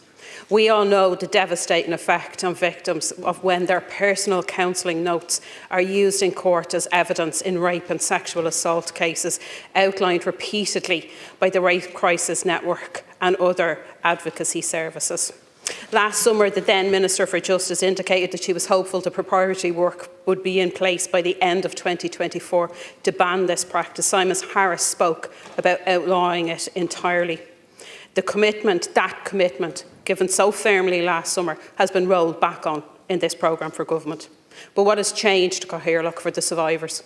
What has changed for those who have to stand in a court of law and face those who have victimised them and subjected them to such vile attacks? Absolutely nothing. The trauma for victims of counselling notes being disclosed and presented in trials remain the same, and it does stop people in their tracks. Victims' willingness to come forward, to make criminal complaints and to pursue justice through the courts is already low. And the probability of having their personal counselling records dissected and used against them is not a choice that any person should ever be faced with making. The fear of having deeply personal and sensitive information dragged into a courtroom and scrutinised by the very system they seek justice from has deterred many women from seeking that same justice and has left others avoiding counselling altogether.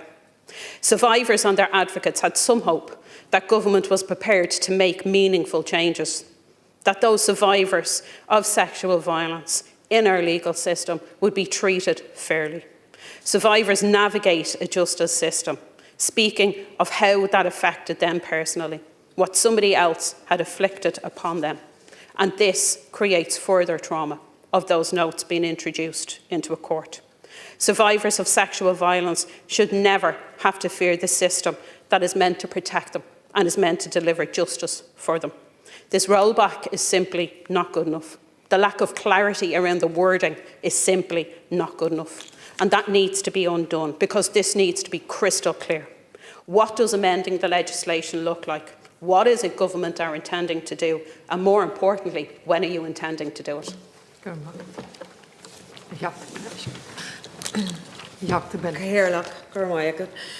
Pre-election claims that the government would deliver 40,000 homes last year now hang like an albatross around the neck of government's credibility. The housing crisis permeates virtually every corner of Irish society. Schools are unable to hire teachers. Gardaí are unable to secure accommodation in communities that they serve in. Students have been abandoned, while renters and aspiring homeowners have been cast utterly adrift. The Taoiseach and the Taoiseach speak of these claims as genuine belief or split hairs as to whether ignorance is an excuse for mistruths, none of which will serve any relief to the people of counties in Cavan, like Cavan and Monaghan, struggling with a housing crisis, not of their own making. For who in the last government failed to even set an affordable housing target? I can assure the incoming Minister that the people living in Cavan and Monaghan, the need is greatly felt. Yesterday, the Taoiseach's bold plan was to end rent pressure zones. Despite his attempts to roll these comments back, it is clear that vulture funds understood. Their share price soared to an 8-month high. The matter of a fact is that Fianna Fáil and Fine Gael's implementation of rent pressure zones was lacklustre. RTP data showing rents for both new and existing renters significantly higher than the 2% cap where they do apply. So the response, rather than yet another sop to vultures and to developers, should be even greater protections than rent hikes, including a 3-year ban on rent increases. This programme for government will not deliver that. We know Fianna Fáil and Fine Gael are incapable of addressing the housing crisis. What government must realise is that solution is not more of the same. Crisis talks with developers leading to incentives for vulture funds, but rather an implementation of Sinn Féin's housing plan, bringing home ownership back into the reach of working people and delivering homes that are secure, adequate and affordable. Thank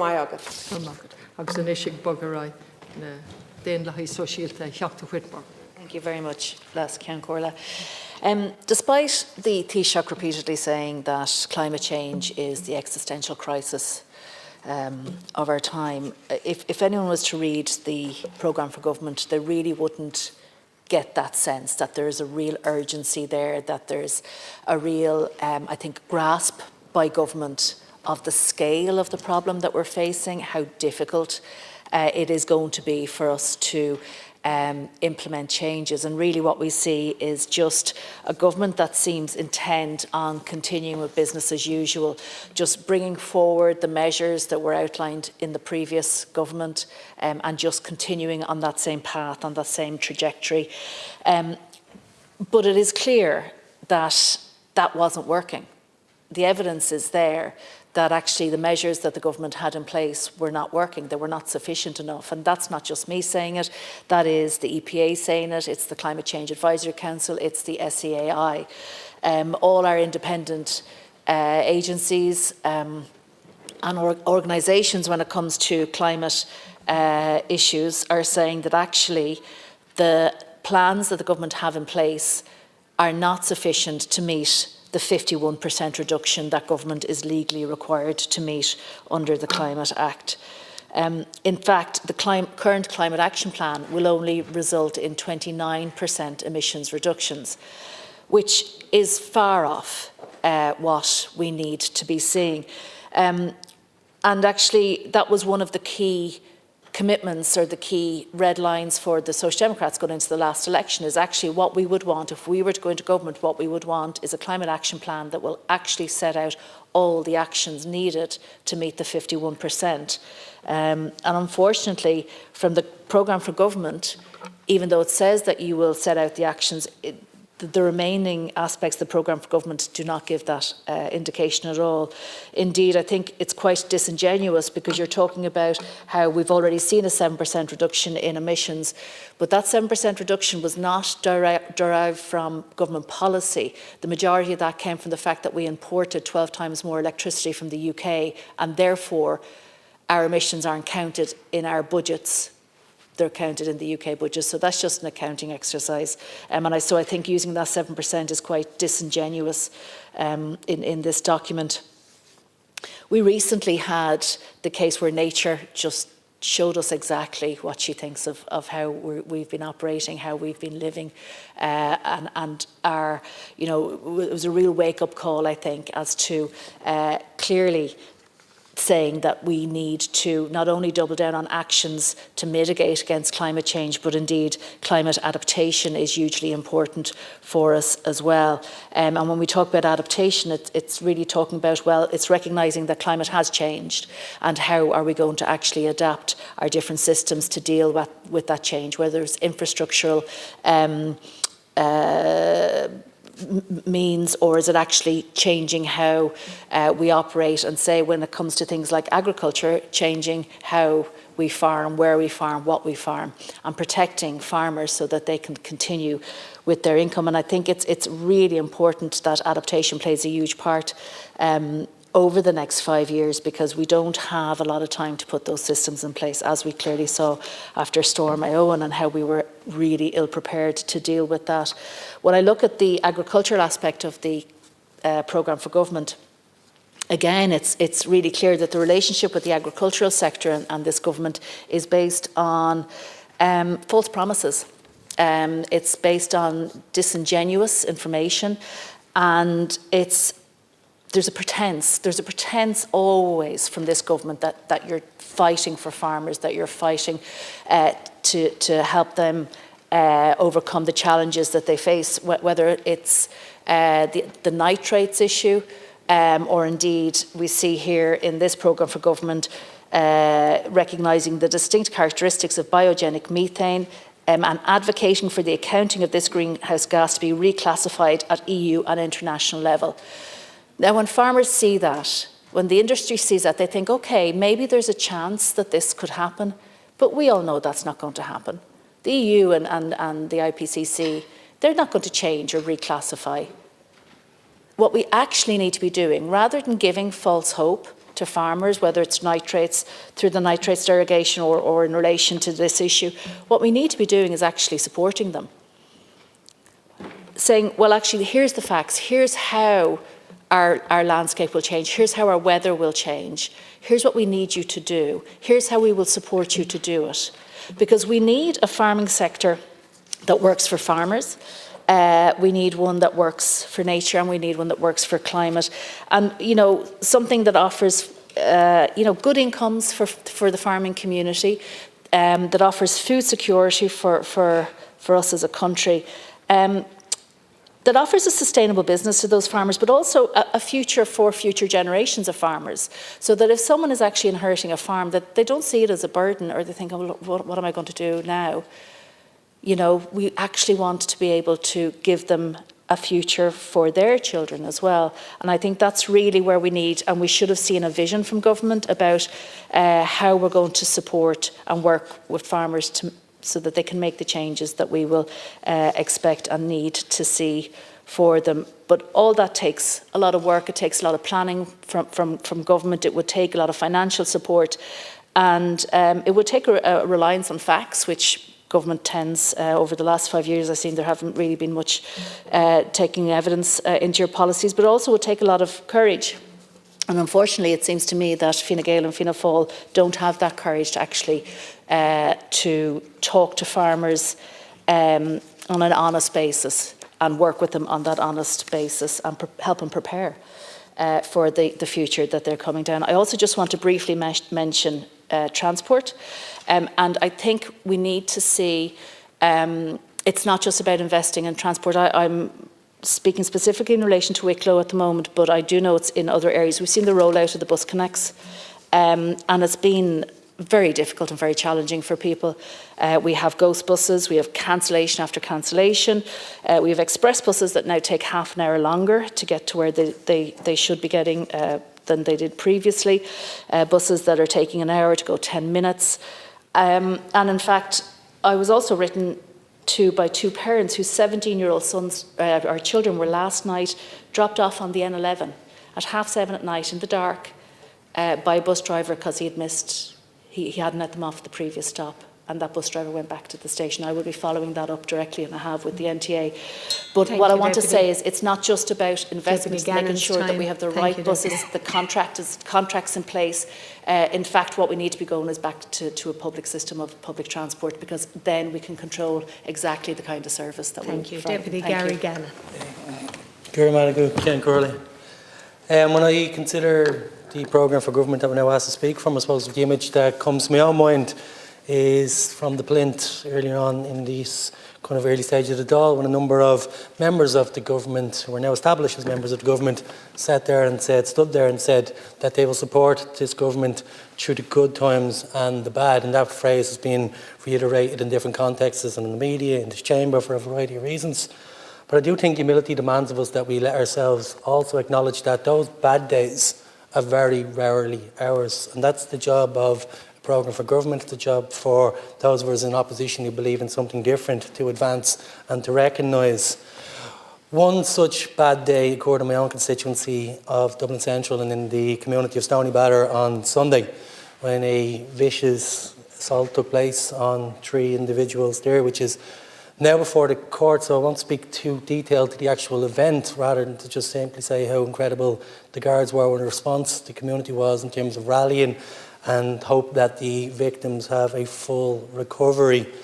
I was surprised that when I raised an issue in relation to safety in the city today, that the Minister for Justice referred to how unexpected it was for an attack to take place in Stoneybatter at 3 p.m.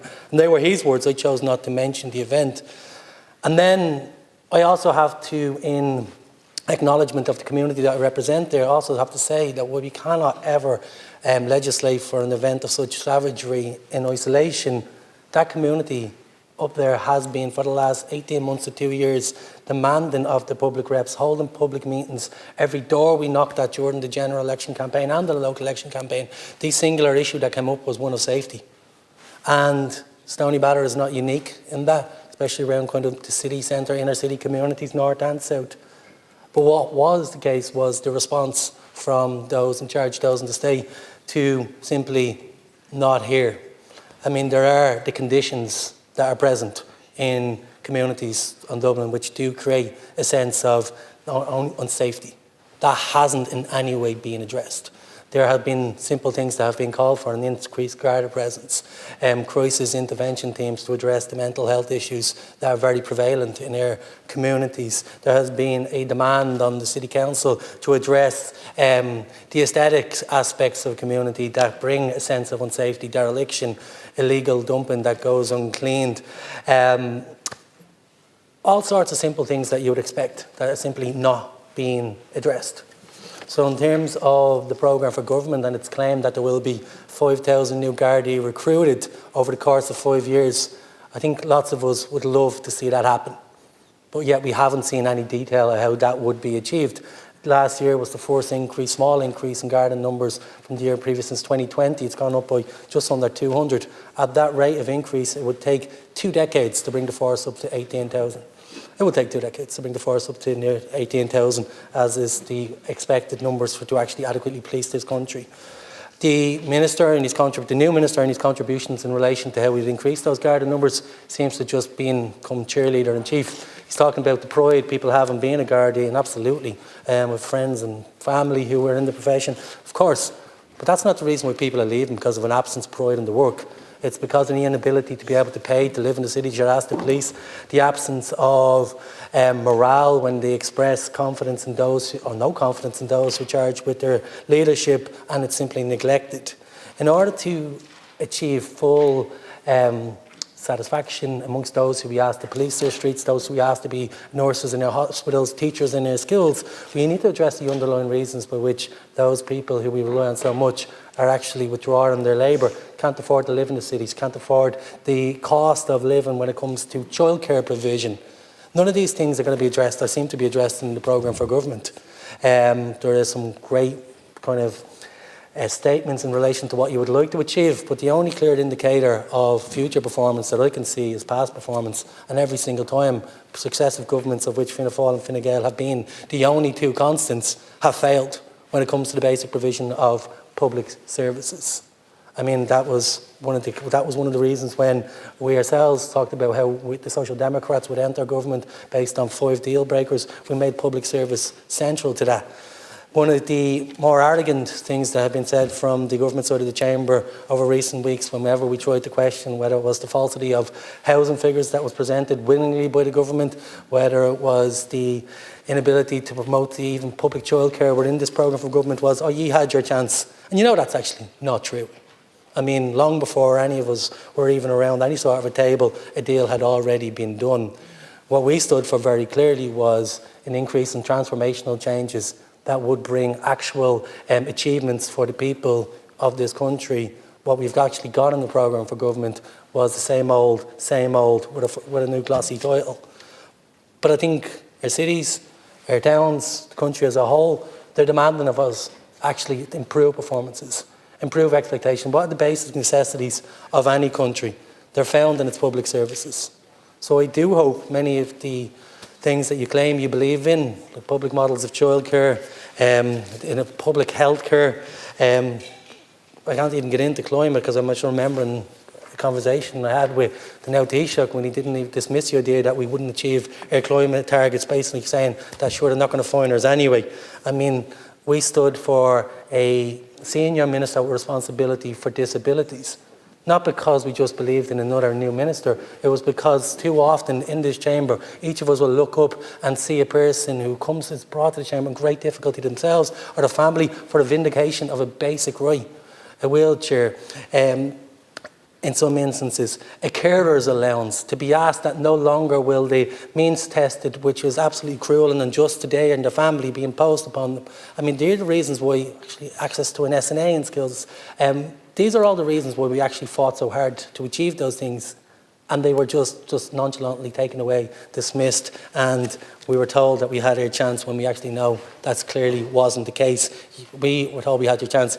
The Taoiseach and the Taoiseach now very clearly had their favourites, and it was a path of least resistance. I would love to talk a little bit more in detail about the proposed Dublin task force, the much talked about but not in any way budgeted for task force, which is badly needed in our capital city. Our capital city deserves more than to be a consistent form of press release whenever the government is looking for cheap headlines, but it needs to be budgeted for and an actual genuine sense of responsibility and leadership given. Thank Appreciate you, that. Thank you, Deputy Gannon. Deputy Erin McGrahan. Now, this is the last slot in the debate. We have just over 15 minutes, Deputy. There's only two of you here, so maybe 7.5 each, unless the third speaker. Thank you. Cancurla Gormaigat. It's more an ora dum Lawrence and Sean you mar chak the dola than dol canter do. It's a shot mo cage canter a chak shaw. But while wakeless a gowl le machaglok, macardia, maluk takiak dagus and a ball fina fall a kunde on lu, a dibri hodin moshon, Tom for your bwekak, dove as a hierarchy. Cancurly. It is a huge honour to be standing here as a TD for the constituency of Louth. It is my first opportunity to properly speak in this House, and I want to thank my family, my friends, my supporters, Louth Fianna Fáil, and all those who work so hard. I'm very grateful for all their efforts.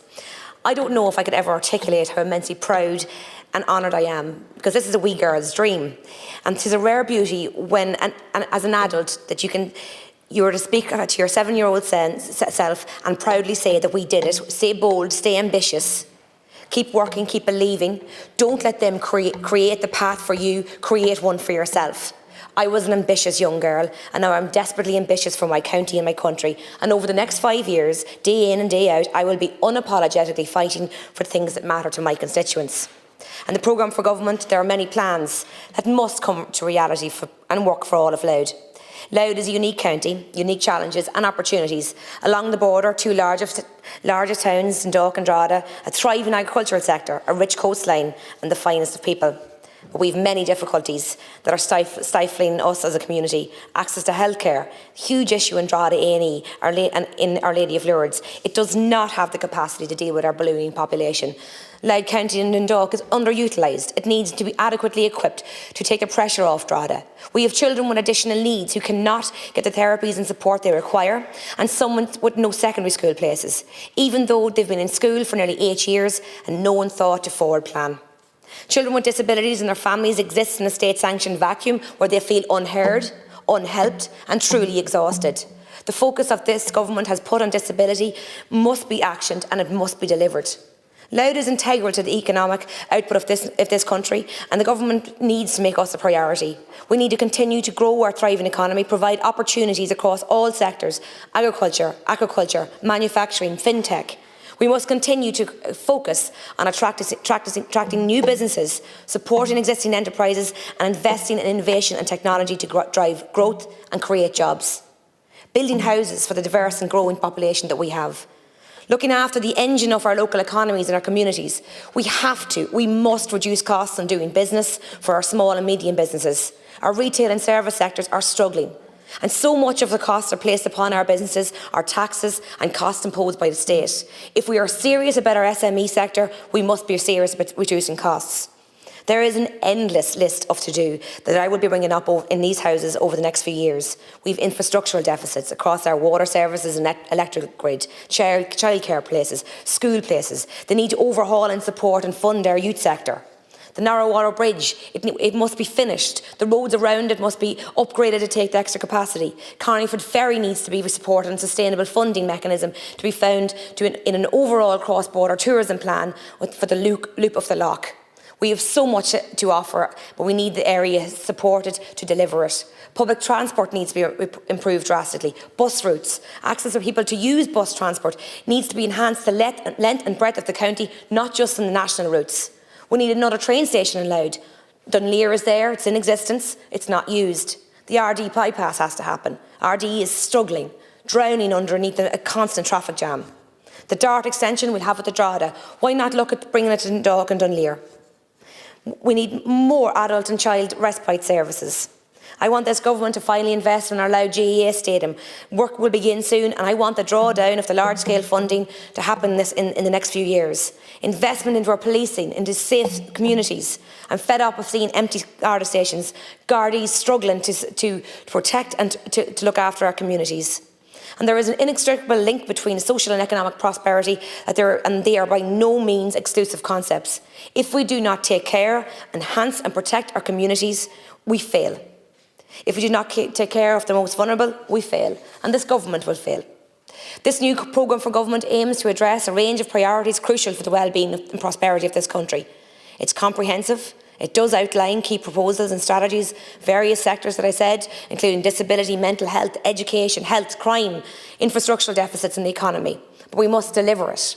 And I wish ministers all the very best in their terms of office, because this nation and the people of it relies on their success. Girl, my God. Thank you, Deputy Tony McCormack. Count Corla, this is my first time to address the Dáil, and I'm delighted to be here before you today as an elected member representing County Offaly. As you know, this does not happen without hard work and the hard work of a lot of people, because nobody can do this on their own. Can I put in the record of the Dáil my sincere thanks to my family, my friends, my fellow party members, and to my two directors' elections, Peter Waters, my brother Matt, and of course the faithful people of our proud County Offaly, for their trust that they put in me. I will do everything I can to make County Offaly a great place to work, rest and raise a family. Ceann Corla, when I look at this programme for government, I see ambition. I see a pathway to the future for all of our country, both young and old. I see special emphasis on disabilities. And while campaigning, I highlighted the Offaly School of Special Education needed their physical therapists reinstated. And I'm delighted, as part of our programme for government, we will have these therapists reinstated across the country, but we need this done sooner rather than later. Also, when campaigning, I met with local carers, most of them mothers, and was very moved by their stories of accessing services for their children. And I am delighted to see that this government will take out the means testing for the carers' payment during its lifetime. But we need to do more for these families, and we need to remove the red tape that they encounter on a daily basis as to try to access services. This is something that would make their lives much easier. They're only trying to access services that they're entitled to. We have significant investment in roads around the country as part of the programme. The N52 link road needs to be delivered and needs to be put back in the roads programme soon. Parents and children face a daily danger navigating the Hyde Road junction in Doro on their way to school and the crash, while other residents risk similar hazards going to Mass each day. The Doro High Cost Committee are eager to build an interpretive centre highlighting the area's rich monastic history about St Columkill, the Book of Doro, the Abbey and the history attached to the area, but this is stalled until the new link road is constructed. For the growth of business in Tullamore, we need this road. Ceann Corla, this has over 19,000 traffic movements per day, which is way over capacity and growing at 5% per year. If this was put back in the roads programme tomorrow morning, it would take until 2032 to build, and that would be without any issues. Ceann Corla, this is the second time that this road has got to this stage where we have chosen a route. For the value to the Exchequer and for the safety for the people and the users, we need this road now and not later. I'm delighted as part of the programme for government that we will endeavour to have over 50% of new foreign direct investment businesses locating in Ireland to locate outside of Dublin and Cork. I recognise the good work that the IDA do. In fact, they are the leaders in what they do right across the world. Our IDA park in Tullamore is full, and we need a new park to be purchased and made ready for new companies. We also need parks in Burr and Edenderry, so we can have our young people stay in our county Offaly and have jobs for them so they can live, rest and raise a family in our beautiful county while attracting others to live there also. Farming is the backbone of our country, and we need to look after our farmers. We need to make sure that we work with Europe to get the extension to the nitrates derogation. We need to make sure that the Mercosur deal in Europe make sure that the farming products coming into Europe from South America are produced to the same standard and adhere to the same legislation as our farmers do as they produce high quality produce. We need to make farming more attractive to young farmers so they can make it a lifetime career. And I'm happy to say that our programme for government has a lot to protect farming in Ireland. Finally, can I say, as I said earlier, I am so honoured to be here to represent County Offaly, and I promise to do everything I can to make our county a great place to work, rest and raise the family. Thank you very much, Deputy. Cian Corla. And we move now to a Sinn Féin slot deputy, Rory O'Murray. Deputy, I think you have 2.5 minutes. There's only 3.5 left. You can probably. All right. I'm sure you'll manage. I got Cian Corla. I'm sure I could do what an awful lot of other people have done, and we could literally go through an absolute list in relation to every issue in the constituency, but I probably need about an hour and a half. Now, I did notice my colleague from my constituency did get through a fair amount. Now, I suppose I could be smart and state, her party has been in government for a considerable period of time, and we will see what delivery there will be from this government, because we can see that there have been a huge level of promises that have been put down in the programme for government. But I think we need to deal with the particular issue in relation to COVID inquiry. We know, I think obviously, of those families who lost loved ones in Jalgan House, and I don't think anyone is particularly happy with what has been in the public debate in relation to a COVID inquiry by the state and the lack of compatibility, and we need to see right, and we need to make sure that lessons are actually learned rather than just talking about learning lessons in relation to dealing with the situation. But I do think of those families of those at least 22 people that died in really tragic sets of circumstances. But I want to deal with a PQ I got in relation to the fact that there are around 530 positions missing in the Children Disability Network teams. Again, I would say I'm shocked, but I don't think that anyone is, who is dealing with families who cannot access services. And we know that everything should be done from a point of view of recruitment and retention, workforce planning and training. But even if that is absolutely done, we will not be able to fill all those gaps straight away. We really need to get down to deal with the issue that's at hand, and that is putting the service where it's required. We have seen where the school inclusion model has been operated. Now it should be a holistic system, so we're offering best practice to teachers, to SNAs, to staff and to parents, and it relates to the entire life of the child. But see, if we don't get down to that particular issue and delivering that across the board, we will just constantly be dealing in with our constituency offices with parents that are absolutely being failed by this state, and particularly those parents, as I say, with autism and many other disabilities. Well, you have 30 seconds. Oh, I have 30 seconds. No, I wasn't sure. I wouldn't like to have gone over Cian Corla. You know what I mean?